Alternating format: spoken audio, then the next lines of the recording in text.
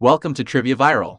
Our channel covers all the latest analysis and recaps on TV shows and movies, as well as interesting stories and facts that you may not have known. So sit back, relax, and subscribe to our channel if you have been enjoying our videos so far.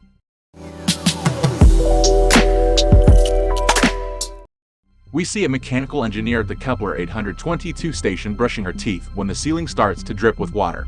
Because of an earthquake, the station begins to experience catastrophic damage from the pressure. She tries to wake her team, but only she and a coworker are able to escape from that area and close it off. They encounter a colleague who is under the rubble. When they arrive, they find that all the escape pods were deployed by the captain who stayed behind. They reach the control base and find a biologist and an engineer. Both of them confirm that there is no contact with the surface. The engineer suggests that people use pressurized suits in order to walk to another station on the ocean floor and use their escape pods. The mechanic engineer is worried because she is afraid that they might fall from the pressure or run out of oxygen. The captain then asks her to have hope that they will survive. The biologist is in a panic. She has never been outside the station and does not even have a pressure suit.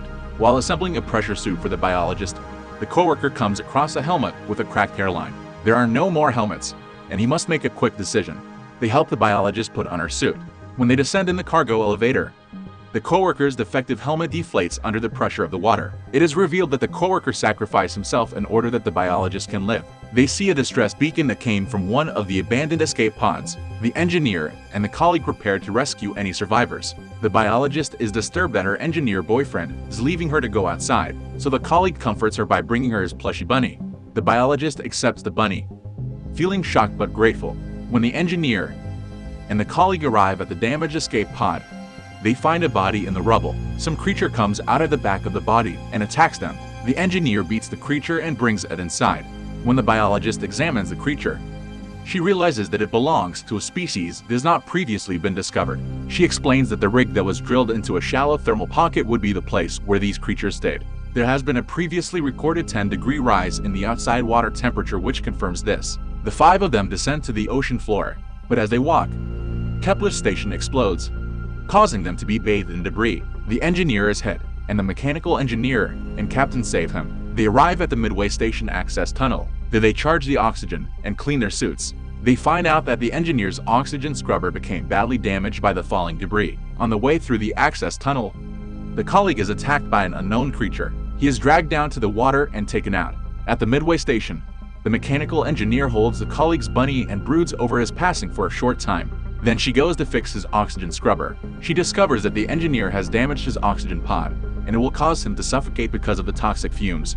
Unwilling to leave another crew member behind, the captain and the biologist agree that they will assist the engineer in walking.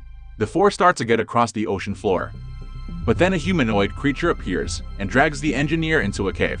Then the captain pulls the engineer out, but soon he himself gets dragged by the creature. He is then pulled down a deep shaft. The mechanical engineer tries to rescue the captain, but he lets go and sacrifices himself in order that she can live. The mechanical engineer gets to the abandoned shepherd station. She rummages through the captain's locker and finds a drawing of a pentagram that was made from an old blueprint of the initial drilling site. She puts on an undamaged suit and continues north toward Roebuck Station. Then she catches up with the biologist and helps drag the injured engineer along the water. At Roebuck, they encounter a nest of humanoid creatures that are suspended from the ceiling. They try to sneak through them, but the sound of the biologist's oxygen alarm wakes up the creatures. The mechanical engineer is partially swallowed by a creature, but she frees herself by firing her flare gun while inside the creature's body.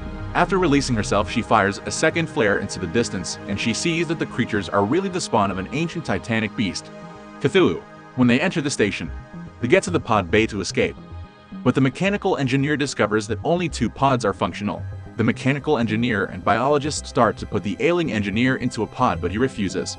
The mechanical engineer convinces the engineer to get in the pod by giving him the colleague's bunny, and he promises to give the bunny to the colleague's parents. So the engineer agrees, and he sets up his pod. The biologist notices that the third pod is flashing red and defective. She offers to stay with the mechanical engineer so they can fix the problem, but the mechanical engineer forces the biologist to take the second pod and activate it. Cthulhu has been attacking Roebuck, and smaller creatures have been following the two pods that have been left behind.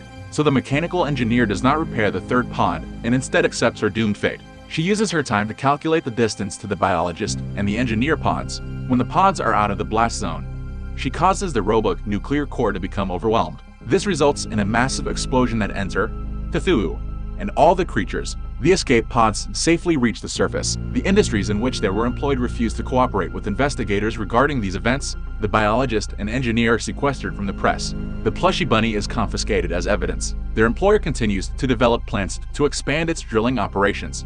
What are your thoughts about the story? Let us know in the comments section below. Subscribe if you would like to see more similar videos, and give us a thumbs up to get more recommendations of our videos. Be the first to watch the latest videos by clicking the bell icon. See you on the next video.